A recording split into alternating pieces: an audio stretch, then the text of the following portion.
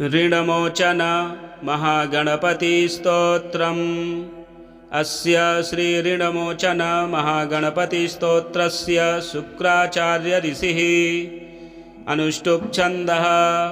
श्री ऋणमोचक महागणपतिर्देवता। मम ऋणमोचन महागणपति प्रसाद सिद्ध्यर्थे जपे विनियोगः। रक्तांगं रक्तवस्त्रं सितकुसुमगणैः पूजितं रक्तगन्धैः। क्षीराब्धौ रत्नपीठे सुरतरुविमले रत्नसिंहासनस्थम्।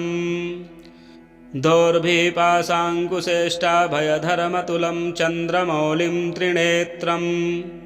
ध्यायेत् शान्त्यर्थमीशं गणपतिममलं श्रीसमेतं प्रसन्नम्। स्मरामि देवदेवेशं वक्रतुण्डं महाबलं। षडक्षरं कृपासिन्धुं नमामि ऋणमुक्तये। एकाक्षरं ह्येकदन्तमेकं ब्रह्म सनातनम्। एकमेवाद्वितीयं च नमामि ऋणमुक्तये। महागणपतिं देवं महासत्त्वं महाबलं। महाविघ्नहरं शम्भोः नमामि ऋणमुक्तये। कृष्णाम्बरं कृष्णवर्णं कृष्णगन्धानुलेपनं। कृष्णसर्पोपवीतं च नमामि ऋणमुक्तये। रक्ताम्बरं रक्तवर्णं रक्तगन्धानुलेपनं। रक्तपुष्पप्रियं देवं नमामि ऋणमुक्तये। पीताम्बरं पीतवर्णं पीतगन्धानुलेपनं। पीतपुष्पं प्रियं देवं नमामि ऋणमुक्तये। धूम्राम्बरं धूम्रवर्णं धूम्रगन्धानुलेपनं। होमधूमप्रियं देवं नमामि ऋणमुक्तये। भालनेत्रं भालचन्द्रं पाशाङ्कुशधरं विभुं। चामरालङ्कृतं देवं नमामि ऋणमुक्तये। इदं त्ववृणहरं स्तोत्रं सन्ध्यायां यः पठेन्नरः षण्मासाभ्यन्तरेणैव ऋणमुक्तो भविष्यति। श्रीब्रह्माण्डपुराणे श्रीऋणमोचन महागणपतिस्तोत्रं सम्पूर्णम्। ऋणहरण गणेशस्तोत्रम्। कैलासपर्वते रम्ये शम्भुं चन्द्रार्धशेखरम्। षणाम्नाय समायुक्तं पप्रच्छ नगकन्यका। पार्वत्युवाच देवेश परमेशा न सर्वशास्त्रार्थपारग। उपायं ऋणनाशस्य कृपया वद साम्प्रतं। श्रीशिवः सम्यक् पृष्टं त्वया भद्रे लोकानां हितकाम्यया। तत्सर्वं सम्प्रवक्ष्यामि सावधानावधारय। ॐ अस्य श्रीऋणहरण महागणपतिस्तोत्रस्य सदाशिवऋषिः अनुष्टुप् छन्दः। श्रीऋणहरण महागणपतिर्देवता। ग्लौं बीजं गः शक्तिः गौं कीलकं। मम ऋणनाशने जपे विनियोगः। ॐ गणेश अंगुष्ठाभ्यां नमः। ऋणं छिन्धि तर्जनीभ्यां नमः। वरेण्यं मध्यमाभ्यां नमः। हुं अनामिकाभ्यां नमः। नमः कनिष्ठिकाभ्यां नमः। फट्करतलकरपृष्ठाभ्यां नमः। ध्यानं सिन्दूरवर्णं द्विभुजं गणेशं। लम्बोदरं पद्मदले निविष्टं। ब्रह्मादिदेवैः परिसेव्यमानं। सिद्धैर्युतं तं प्रणमामि देवं। पञ्चपूजाः। सृष्ट्यादौ ब्रह्मणा सम्यक् पूजितः फलसिद्धये। सदैव पार्वती पुत्रः ऋणनाशं करोतु मे। त्रिपुरस्य वधात् पूर्वं शम्भुना सम्यगर्जितः। सदैव पार्वती पुत्रः ऋणनाशं करोतु मे। हिरण्यकश्यपादीनां वधार्थे विष्णुनार्चितः। सदैव पार्वती पुत्रं ऋणनाशं करोतु मे। महिषस्य वधे देव्या गणनाथः प्रपूजितः। सदैव पार्वती पुत्रः ऋणनाशं करोतु मे। तारकस्य वधात् पूर्वं कुमारेण प्रपूजितः। सदैव पार्वतीपुत्रः ऋणनाशं करोतु मे। भास्करेण गणेशो हि पूजितश्च स्वसिद्धये। सदैव पार्वतीपुत्रः ऋणनाशं करोतु मे। शशिना कान्तिवृद्ध्यर्थं पूजितो गणनायकः। सदैव पार्वतीपुत्रः ऋणनाशं करोतु मे। पालनाय च तपसां विश्वामित्रेण पूजितः। सदैव पार्वतीपुत्रः ऋणनाशं करोतु मे। इदं ऋणहरं स्तोत्रं तीव्रदारिद्र्यनाशनम्। एकवारं पठेन्नित्यं वर्षमेकं समाहितः। दारिद्र्यं दारुणं त्यक्त्वा कुबेरसमतां व्रजेत्। फलन्तोऽयं महामन्त्रः सार्धपञ्चदशाक्षरः। मन्त्रो यथा ॐ गणेशं ऋणं छिन्दिवरेण्यं हुं नमः फट्। इमं मन्त्रं पठेदन्ते ततश्च शुचिभावनः। 21संख्याभिः पुरश्चरणमीरितं। सहस्रावर्तनात् सम्यक् षण्मासं प्रियतां व्रजेत्। बृहस्पतिसमो ज्ञाने धने धनपतिर्भवेत्। अस्यैवायुतसंख्याभिः पुरश्चरणमीरितम्। लक्षमावर्तनात् सम्यग् वाञ्छितं फलमापुनुयात्। भूतप्रेतपिशाचानां नाशनं स्मृतिमात्रतः। श्रीकृष्णयामलतन्त्रान्तर्गतं ऋणहरणगणपतिस्तोत्रं सम्पूर्णम्। एकदन्तगणेशस्तोत्रम्। श्रीगणेशाय नमः। मदासुरं सुशान्तं वै दृष्ट्वा विष्णुमुखाः सुराः। भृग्वादयश्च मुनय एकदन्तं समाययुः। प्रणम्य तं प्रपूज्यादौ पुनस्तं नेमुरादरात्। तुष्टुभुर्हर्षसंयुक्ता एकदन्तं गणेश्वरं। देवर्षय ऊचुः सदात्मरूपं सकलादिभूत ममायिनं सोऽहमचिन्त्य बोधम्। अनादिमध्यान्तविहीनमेकं तमेकदन्तं शरणं व्रजामः। अनन्तचिद्रूपमयं गणेशं ह्यभेदभेदादिविहीनमाद्यं।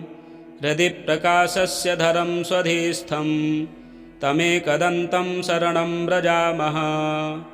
विश्वादिभूतं हृदि योगिनां वै प्रत्यक्षरूपेण विभान्तमेकं। सदा निरालम्बसमाधिगम्यं तमेकदन्तं शरणं व्रजामः। स्वबिम्बभावेन विलासयुक्तं बिन्दुस्वरूपा रचिता स्वमायया। तस्यां स्ववीर्यं प्रददाति यो वै तमेकदन्तं शरणं व्रजामः। त्वदीयवीर्येण समर्थभूता माया तया संरचितं च विश्वं। नादात्मकं ह्यात्मतया प्रतीतं तमेकदन्तं शरणं व्रजामः। त्वदीयसत्ताधरमेकदन्तं गणेशमेकं त्रयबोधितारं। सेवन्त आपुस्तमजं त्रिसंस्थास्तमेकदन्तं शरणं व्रजामः। ततस्त्वया प्रेरित एव नादस्तेनेदमेवं रचितं जगद्वै। आनन्दरूपं समभावसंस्थं तमेकदन्तं शरणं व्रजामः। तदेव विश्वं कृपया तवैव सम्भूतमाद्यं तमसा विभातम्। अनेकरूपं ह्यजमेकभूतं तमेकदन्तं शरणं व्रजामः। ततस्त्वया प्रेरितमेव तेन सृष्टं सुसूक्ष्मं जगदेकसंस्थं। सत्त्वात्मकं श्वेतमनन्तमाद्यं तमेकदन्तं शरणं व्रजामः। तदेव स्वप्नं तपसा गणेशं संसिद्धिरूपं विविधं बभूव। सदेकरूपं कृपया तवापि तमेकदन्तं शरणं व्रजामः। सम्प्रेरितं तच्च त्वया हृदिस्थं तथा सुसृष्टं जगदंशरूपं। तेनैव जाग्रन्मयमप्रमेयं तमेकदन्तं शरणं व्रजामः। जाग्रत्स्वरूपं रजसा विभातं विलोकितं तत्कृपया यदैव। तदा विभिन्नं भवदेकरूपं तमेकदन्तं शरणं व्रजामः। एवञ्च सृष्ट्वा प्रकृतिस्वभावात् तदन्तरे त्वञ्च बिभासि नित्यं। बुद्धिप्रदाता गणनाथ एकस्तमेकदन्तं शरणं व्रजामः। त्वदाज्ञया भान्ति ग्रहाश्च सर्वे नक्षत्ररूपाणि बिभान्ति खेवै। आधारहीनानि त्वया धृतानि तमेकदन्तं शरणं व्रजामः। त्वदाज्ञया सृष्टिकरो विधाता त्वदाज्ञया पालक एव विष्णुः। त्वदाज्ञया संहरको हरोऽपि तमेकदन्तं शरणं व्रजामः। यदाज्ञया भूर्जलमध्यसंस्था यदाज्ञयापः प्रवहन्ति नद्यः। सीमां सदा रक्षति वै समुद्रस्तमेकदन्तं शरणं व्रजामः। यदाज्ञया देवगणो दिविस्थो ददाति वै कर्मफलानि नित्यं। यदाज्ञया शैलगणो चलो वै तमेकदन्तं शरणं व्रजामः। यदाज्ञया शेष इलाधरो वै यदाज्ञया मोहप्रदश्च कामः। यदाज्ञया कालधरोर्यमा च तमेकदन्तं शरणं व्रजामः। यदाज्ञया वाति विभाति वायुर्यदाज्ञयाग्निर्जठरादिसंस्थः।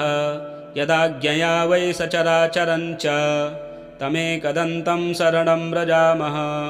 सर्वान्तरे संस्थितमेकगूढं यदाज्ञया सर्वमिदं विभाति। अनन्तरूपं हृदि बोधकं वै तमेकदन्तं शरणं व्रजामः। यं योगिनो योगबलेन साध्यं कुर्वन्ति तं कः स्तवनेन स्तौति। अतः प्रणामेन सुसिद्धिदोस्तु तमेकदन्तं शरणं व्रजामः। गृत्समद उवाच एवं स्तुत्वा च प्रह्लाददेवाः समुनयश्च वै तूष्णीं भावं प्रपद्यैव ननृतुर्हर्षसंयुताः।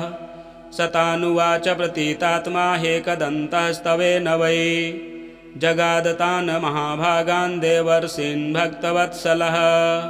एकदन्त उवाच प्रसन्नोऽस्मि च स्तोत्रेण सुराः सर्षिगणाः किल। वृणध्वं वरदोऽहं वो दास्यामि मनसीप्सितं। भवत्कृतं मदीयं वै स्तोत्रं प्रीतिप्रदं मम। भविष्यति न सन्देहः सर्वसिद्धिप्रदायकं। यं यमिच्छति तं तं वै दास्यामि स्तोत्रपाठतः। पुत्रपौत्रादिकं सर्वं लभते धनधान्यकं। गजास्वादिकमत्यन्तं राज्यभोगं लभेद्ध्रुवं। भुक्तिमुक्तिं च योगं वै लभते शान्तिदायकं। मारणोच्चाटनादीनि राज्यबन्धादिकं च यत् पठतां शृण्वतां नृणां भवेच्च बन्धहीनता। एकविंशतिवारं च श्लोकांश्चैवैकविंशतिं पठते नित्यमेवं च दिनानि त्वेकविंशतिं। न तस्य दुर्लभं किञ्चित् त्रिषु लोकेषु वै भवेत्। असाध्यं साधयेन मर्त्यः सर्वत्र विजयी भवेत्। नित्यं यः पठते स्तोत्रं ब्रह्मभूतः स वै नरः। तस्य दर्शनतः सर्वे देवाः पूता भवन्ति वै। एवं तस्य वचः श्रुत्वा प्रहृष्टा देवतर्षयः। ऊचुः करपुटाः सर्वे भक्तियुक्ता गजाननं। श्री एकदन्तस्तोत्रं सम्पूर्णम्। सर्वेष्टप्रदं गजाननस्तोत्रम्। श्रीगणेशाय नमः। कपिल उवाच नमस्ते विघ्नराजाय भक्तानां विघ्नहारिणे। अभक्तानां विशेषेण विघ्नकर्त्रे नमो नमः। आकाशाय च भूतानां मनसे चामरे सुते। बुद्ध्यैरिन्द्रियवर्गेषु त्रिविधाय नमो नमः। देहानां बिन्दुरूपाय मोहरूपाय देहिनां तयोरभेदभावेषु बोधाय ते नमो नमः। सांख्याय वै विदेहानां संयोगानां निजात्मने। चतुर्णां पञ्चमायैव सर्वत्र ते नमो नमः। नामरूपात्मकानां वै शक्तिरूपाय ते नमः। आत्मनां रवये तुभ्यं हेरम्बाय नमो नमः। आनन्दानां महाविष्णुरूपाय नेतिधारिणां शङ्कराय च सर्वेषां संयोगे गणपाय ते। कर्मणां कर्मयोगाय ज्ञानयोगाय जानतां समेषु समरूपाय लम्बोदर नमोऽस्तु ते। स्वाधीनानां गणाध्यक्ष सहजाय नमो नमः। तेषामभेदभावेषु स्वानन्दाय च ते नमः। निर्मायिकस्वरूपाणाम् अयोगाय नमो नमः। योगानां योगरूपाय गणेशाय नमो नमः। शान्तियोगप्रदात्रे ते शान्तियोगमयाय च। किं स्तौमि तत्र देवेश अतस्त्वां प्रणमाम्यहम्। ततस्तं गणनाथो वै जगाद्भक्तमुत्तमम्। हर्षेण महता युक्तो हर्षयन्मुनिसत्तमा। श्रीगणेशाय नमः। त्वया कृतं मदीयं यतस्तोत्रं योगप्रदं भवेत्। धर्मार्थकाममोक्षाणां दायकं प्रभविष्यति। वरं वरय मत्तस्त्वं दास्यामि भक्तियन्त्रितः। त्वत्समो न भवेत्तात तत्त्वज्ञानप्रकाशकः। तस्य तद्वचनं श्रुत्वा कपिलस्तमुवाचः। त्वदीयामचलां भक्तिं देहि विघ्नेश मे परां। त्वदीयभूषणं दैत्यो हृत्वा सद्यो जगामः। ततश्चिन्तामणिं नाथ तं जित्वा मणिमानय। यदाहं त्वां स्मरिष्यामि तदात्मानं प्रदर्शय। एतदेव वरं पूर्णं देहि नाथ नमोऽस्तु ते। गृत्समद उवाच। तस्य तद्वचनं श्रुत्वा हर्षयुक्तो गजाननः। उवाच तं महाभक्तं प्रेमयुक्तं विशेषतः। त्वया यत्प्रार्थितं विष्णो तत्सर्वं प्रभविष्यति। तत्र पुत्रो भविष्यामि गणासुरवधाय च। श्रीमुद्गलपुराणे गजाननस्तोत्रं सम्पूर्णम्। श्रीमहालक्ष्मीकृतं गणपतिस्तोत्रम्। नमो महाधरायैव नानालीलाधराय ते। सदा स्वानन्दसंस्थाय भक्तिगम्याय वै नमः। अनन्ताननदेहाय ह्यनन्तविभवाय ते। अनन्तहस्तपादाय सदानन्दाय वै नमः। चराचरमयायैव चराचरविवर्जिता। योगशान्तिप्रदात्रे ते सदा योगीस्वरूपिणे। अनादये गणेशायादिमध्यान्तस्वरूपिणे। आदिमध्यान्तहीनाय विघ्नेशाय नमो नमः। सर्वातिपूज्यकायैव सर्वपूज्याय ते नमः। सर्वेषां कारणायैव ज्येष्ठराजाय ते नमः। विनायकाय सर्वेषां नायकाय विशेषतः। ढुण्ढिराजाय हेरम्ब भक्तेशाय नमो नमः। सृष्टिकर्त्रे सृष्टिहर्त्रे पालकाय नमो नमः।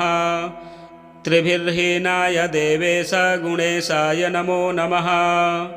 कर्मणां फलदात्रे च कर्मणां चालकाय ते। कर्मादिहीनाय लम्बोदर नमोऽस्तु ते। योगेशाय च योगिभ्यो योगदाय गजानन। सदा शान्तिघनायैव ब्रह्मभूताय ते नमः। किं स्तौमि गणनाथं त्वां सतां ब्रह्मपतिं प्रभो। अतश्च प्रणमामि त्वां तेन तुष्टो भव प्रभो। धन्याहं कृतकृत्याहं सफलो मे भवो भवत्। धन्यौ मे जनकौ नाथ यया दृष्टो गजाननः। एवं स्तुतवती सा तं भक्तियुक्तेन चेतसा। सासुरयुक्ता बभूवाथ वाष्पकण्ठा युधिष्ठिर। तामुवाच गणाधीशो वरं वृणुयथेप्सितं। दास्यामि ते महालक्ष्मी भक्तिभावेन तोषितः। त्वया कृतं च मे स्तोत्रं भुक्तिमुक्तिं प्रदं भवेत्। पठतां शृण्वतां देवी नानाकार्यकरं तथा। धनधान्यादिसम्भूतं सुखं विन्दति मानवः। श्रीमहालक्ष्मीकृतं गणपतिस्तोत्रं सम्पूर्णम्। योगशान्तिप्रदं गणाधीशस्तोत्रम् श्रीगणेशाय नमः। कर्दम उवाच केनोपायेन भो वत्स योगशान्तिः प्रलभ्यते तदर्थं पूजनीयं किं तद्वदस्व जनार्दन। कपिल उवाच गणेशभजनं मुख्यं शान्तियोगप्रदं मतं योगाकारस्वरूपं तं ब्रह्मेशं भजमानद। सर्वादिः सर्वपूज्योऽयं सर्वाधारो महामुने यादिः प्रलयान्ते सा तिष्ठति शास्त्रसम्मतं। ज्येष्ठराजं गणेशानं वेदेषु प्रवदन्ति तं गणाः समूहरूपाश्च तेषां स्वामी प्रकथ्यते। नानाजगत्स्वरूपं वैदेहरूपं कृतं मुनेः नानाब्रह्ममयं तेन शिरः कृतं महात्मना। यस्माञ्जातमिदं यत्र ह्यन्ते गच्छति महामते तद्वेदे गजशब्दाख्यं शिरस्तेन गजाननः। त्रिविधं भेदयुक्तं यदखण्डं वै तुरीयकं तयोरयोगे गणेशोऽयं देहमस्तकयोर्गतः। चित्तं पञ्चविधं प्रोक्तं तत्र मोहश्च पञ्चधा मोहरूपा महासिद्धिर्बुद्धिश्च मोहधारका। तयोः स्वामी गणाधीशश्चित्ते नित्यं प्रतिष्ठितः। चिन्तामणिर्महाभागो लभ्यते योगसेवया पञ्चधा चित्तमुत्सृज्य तदैश्चर्यं तथैव च। योगाशान्तिमयः सद्यः प्राप्यते ब्रह्मणस्पतिः तस्मात्तं भज मन्त्रेणैकाक्षरेण महामुने तेन तुष्टो गणेशानो योगं दास्यति शान्तिदम्। मुद्गलपुराणान्तर्गतं श्रीगणाधीशस्तोत्रं सम्पूर्णम्। श्रीगणेशकवचं श्रीगणेशाय नमः। गौरी उवाच एषोऽति चपलो दैत्यान् बालेऽपि नाशयत्यहो अग्रे किं कर्म कर्तेति न जाने मुनिसत्तमा। दैत्या नानाविधा दुष्टाः साधु देवद्रुहः खलाः अतोऽस्य कण्ठे किञ्चित् त्वं रक्षार्थं बद्धुरमर्हसि। मुनिरुवाच ध्यायेत् सिंहहतं विनायकममुं दिग्बाहुमाद्ये युगे त्रेतायां तु मयूरवाहनममुं षड्बाहुकं सिद्धिदम्। द्वापारे तु गजाननं युगभुजं रक्ताङ्गरागं विभुं तुर्ये तु द्विभुजं सिताङ्गरुचिरं सर्वार्थदं सर्वदा। विनायकः शिखां पातु परमात्मा परात्परः अतिसुन्दरकायस्तु मस्तकं सुमहोत्कटः। ललाटं कश्यपः पातु भ्रियुग्मं तु महोदरः नयने भालचन्द्रस्तु गजास्यस्तोष्ठपल्लवौ। जिह्वां पातु गणक्रीडश्चिबुकं गिरिजासुतः। वाचं विनायकः पातु दन्तान् रक्षतु विघ्नः। श्रवणौ पाशपाणिस्तु नासिकां चिन्तितार्थदः। गणेशस्तु मुखं कण्ठं पातु देवो गणञ्जयः। स्कन्धौ पातु गजस्कन्धस्तनौ विघ्नविनाशनः। हृदयं गणनाथस्तु हेरम्बोजठरं महान्। धराधरः पातु पार्श्वौ पृष्ठं विघ्नहरः शुभः। लिङ्गं गुह्यं सदा पातु वक्रतुण्डो महाबलः। गणक्रीडो जानुसङ्घे ऊरु मङ्गलमूर्तिमान्। एकदन्तो महाबुद्धिः पादौ गुल्फौ सदावतु। क्षिप्रप्रसादनो बाहुपाणि आशाप्रपूरकः। अङ्गुलीश्च नखान् पातु पद्महस्तो निरासनः। सर्वाङ्गानि मयूरेशो विश्वव्यापी सदावतु। अनुक्तमपि यतस्थानं धूम्रकेतुः सदावतु। अमोदस्त्वग्रतः पातु प्रमोदः पृष्ठतोऽवतु। प्राच्यां रक्षतु बुद्धिः स आग्नेयां सिद्धिदायकः। दक्षिणस्यामुमापुत्रो नैऋत्यां तु गणेश्वरः। प्रतीच्यां विघ्नहर्ता व्याद्वायव्यां गजकर्णकः। कौबेर्यां निधिपः पायादीशान्यामीशनन्दनः दिव्या व्यादेकदन्तस्तु रात्रौ सन्ध्यास्तु विघ्नहृत् राक्षसासुरवेतालग्रहभूतपिशाचतः पाशाङ्कुशधरः पातु रजः सत्त्वतमः स्मृतिः ज्ञानं धर्मं च लक्ष्मीं च लज्जां कीर्ति तथा कुलम् वपुर्धनं च धान्यं च गृहान् दारान् सुतान् सुखीन् सर्वायुधधरः पौत्रान् मयूरेशोऽवतात् सदा कपिलो जादिकं पातु गजास्वान्विकटोऽवतु भूर्जपत्रे लिखित्वेदं यः कण्ठे धारयेत् सुधीः न भयं जायते तस्य यक्षरक्षः पिशाचतः त्रिसन्ध्यं जपते यस्तु वज्रसारतनुर्भवेत् यात्राकाले पठेद्यस्तु निर्विघ्नेन फलं लभेत्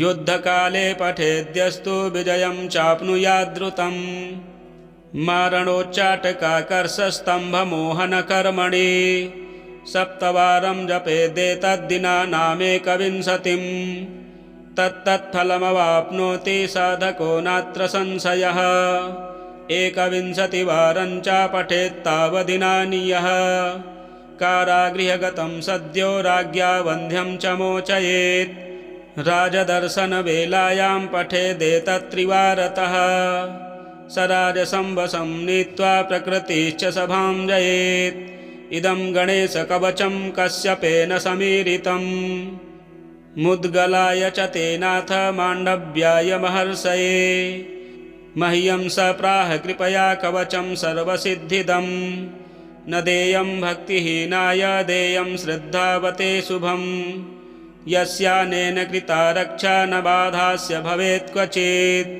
राक्षसासुरवेतालदैत्यदानवसम्भवा श्रीगणेशपुराणे उत्तरखण्डे गणेशकवचं सम्पूर्णम्।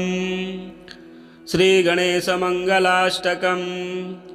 गजाननाय गाङ्गेय सहजाय सदात्मने गौरीप्रियतनूजाय गणेशायास्तु मङ्गलम् नागयज्ञोपवीताय नतविघ्नविनाशिने नन्द्यादिगणनाथाय नायकायास्तु मङ्गलम् इभवक्त्राय चेन्द्रादिवन्दिताय चिदात्मने ईशानप्रेमपात्राय नायकायास्तु मङ्गलम् सुमुखाय सुषुण्डाग्रोक्षिप्तामृतघटाय च सुरवृन्दनिसेव्याय चेष्टदायास्तु मङ्गलम् चतुर्भुजाय चन्द्रार्धविलसन्मस्तकाय च चरणावनतानर्थतारणायास्तु मङ्गलम् वक्रतुण्डाय वटवे वन्याय वरदाय च विरूपाक्षसुतायास्तु विघ्ननाशाय मङ्गलम्